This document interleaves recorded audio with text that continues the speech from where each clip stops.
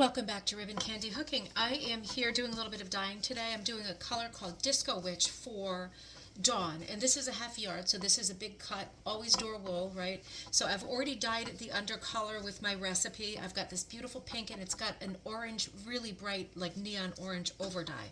So I've got it here on this pan, right? This is dried off and it's damp. It's not soaking wet, it's damp. I don't want it totally bone dry because then it might stick to the pan, right? So it's a little bit damp. So I've just got to arrange it here. It's larger than my pan, right? This is like a big enamel sort of tray, cookie pan kind of thing, roast pan, whatever, that's really big and designated for dyeing, right? I'm not mixing my food stuff with my dyeing stuff and poisoning myself. So I kind of spread it out, and I want it to be, because this is not an all-over dye, right? This is a spot dye. So I'm kind of doing like an accordion job here and moving it along like this, and then I probably will do just a few twists and turns here, right? Twist it and turn it so it's got like a bit of, that's it clattering on the counter. Sorry about the clatters. I want a nice even look. I'm going to unfold the little ends that aren't there, that aren't rolled under. And then I'm going to take my squirt bottle. So this is a regular squirt bottle from Amazon. It's like a hairdresser bottle. Oh, 320. The oven's on 320 and it just beeped. It's ready. And I've got my color I've already mixed in here. So I had dry powder in here, measured out my recipe for these squirt bottles, right? I've got the lid off because I don't want it to implode, right? And I had about half boiling hot water just to get the color to kind of ignite, right? And the rest of it was cold water, so my hand can touch it, because if it was still that kind of boiling hot, it'd be too hot to touch. So then I just start squirting it up, the whole squirting it up thing. And this is a really high concentration, so I'm careful about the squirting. I don't want to do like just big pockets anywhere. And see how it looks. Now for a different piece, I might be doing it like in lines or whatever, kind of drawing with it. Who knows what I would be thinking, right? But for this piece, I want it kind of even, and I don't want it to overpower the pink. I want it to be a good blend of the orange and the pink. I'll check it out when I get to the end.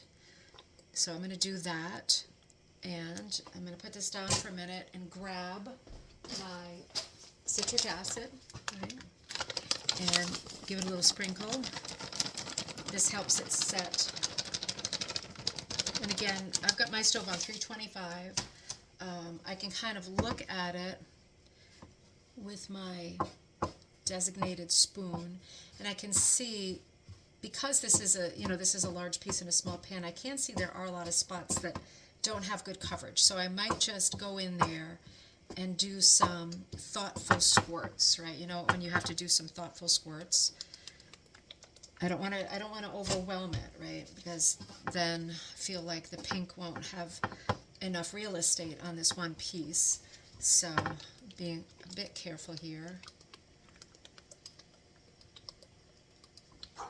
Let's see. I'm coming, Buttons. This is the first day. It's been in the 40s for a while, so Buttons is wanting to go out there and let the birds know all about it.